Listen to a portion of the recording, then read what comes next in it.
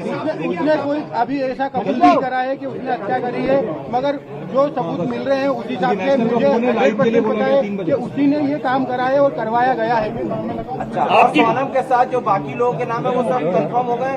हाँ, वो एक्चुअली सब नाम राज कुशवाहा से रिलेटेड है, इसलिए मुझे कंफर्म है कि वो सही है। अच्छा, आपने परिवार से क्या माफी मांगी यहाँ पर जो आपने शादी करवाई थी, उसके बाद अभी आप भावुक हुए, माँ से गले मिले, रोए, तो आपको पश्चाताप है क्योंकि यहाँ पर एक बेटा खत्म हो गया है? देखिए, मैं कोई होता नहीं हूँ परिवार से माफी मांगने वाला, तो मैंने माफी तो मांग ली है, मगर इस परिवार ने एक बेटा खोया है और जो मैंने लड़की दी थी उस लड़की की जगह पे मैं इस परिवार का हिस्सा हूँ, उससे रिश्ता हमने तोड़ दिया है और इस परिवार का हिस्सा मैं हूँ और आज से सभी चीजें मैं करूंगा उसके खिलाफ, क्योंकि राजा मेरा बहुत प्रिय था।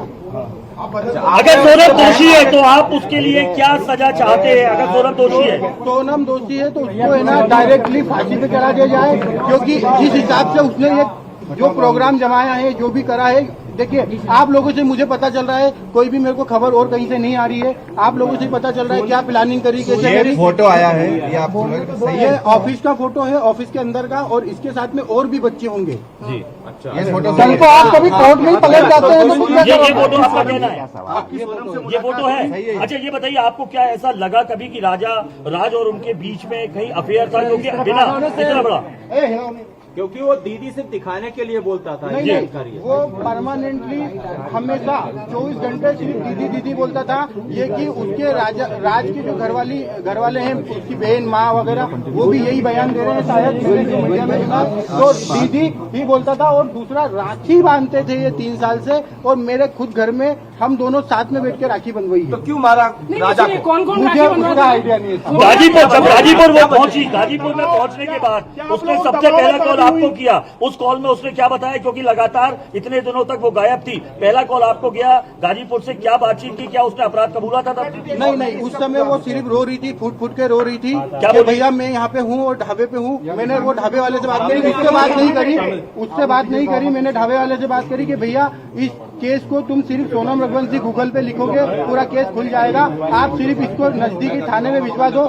उसने बोला मैं अकेला हूँ, तो मैंने सब चीजें अरेंज करके 2-4 थाने में फोन लगाया और मैंने पुलिस को वहाँ भेज के उनको अरेस्ट करवाया। उससे 2-4 बार मेरी बात हुई थी, मगर उसमें कोई मैं ये नहीं पूछ पाया कि कैसे क्या करना, कैसे क्या कितने हुआ, क्या हुआ, क्योंकि वो फुट के रो रही थी और घबराई हुई थी। अच्छा, ये बताइए, आप कल को पलट तो नहीं जाएंगे? कल आपको पलट तो नहीं जाएंगे? अभी आप मीडिया के सामने सारी बातें तो कर रहे हैं, पलट तो नहीं जाएंगे? मुझे पलटने में ऐसा कोई नहीं है, मैं सत्य के साथ हूँ और इस केस में वकील मेरी तरफ से रहेगा, इस परिवार की तरफ से रहेगा। और पहला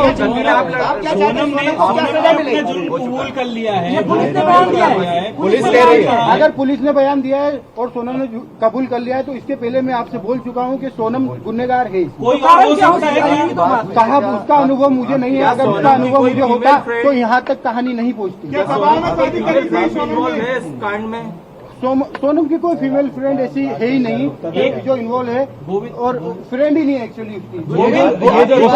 एक बार आप जितेंद्र रघुवंशी के बारे में बता दीजिए, क्योंकि वो ये हवाला का बात आ रहा है, ये कौन है जितेंद्र रघुवंशी? जितेंद्र रघुवंशी हमारे एम्प्लॉय भी है, दूसरा मेरा मौसी का लड़का है, और हमारे यहाँ गोडाउन पे राज से जूनियर था और वो काम करता था हम्माली का हमारे गोडाउन पे, और उसका कोई भी हवाले से लेना देना नहीं है। ये तो सिर्फ कहानी बनाई गई है हवाले वाली। उसका अकाउंट में पैसा रहता था, वो पैसा हमारा आता था, और हम उससे जो लोकल छोटे मोटे ट्रांजेक्शन थे, जो गोडाउन खर्चे थे, गाड़ी भाड़ा था, वो सब चीजें उससे चलता था, इसलिए वो अकाउंट जितेंद्र रघुवंशी का था और इसीलिए बताया गया है। बाकी